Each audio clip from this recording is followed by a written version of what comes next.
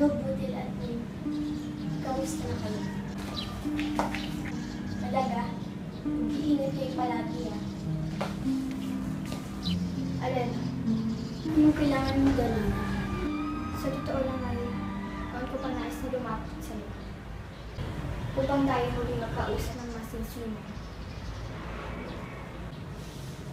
Ngunit hindi ko magawa. Hindi ko lang nagawa dahil nalitakot ako muli mo akong itaboy. Tulad ng ginawa mo kanina kay Perena. Batid mong may katwiran sa pangilagan at hindi ko siya paglaniwalaan alin. Ngunit walang dahilan upang hindi mo ako tanggapin at mahalin muli bilang iyong kapatid. Alam hindi ko sinasadya ang mga nangyari kay David.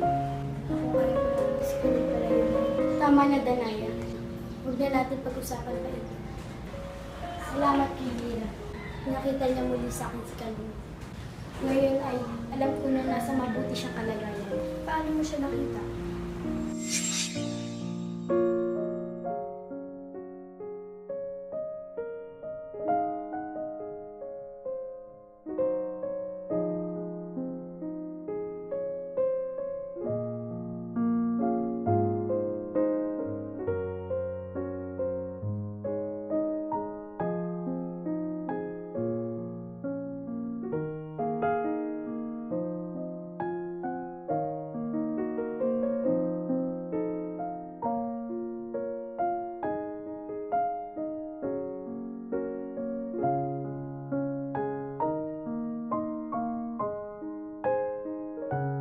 Hindi na importante kung paano ka.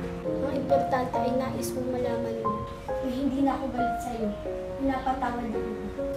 At sana'y patawarin mo rin ako. Pakinasuklaman kita noon.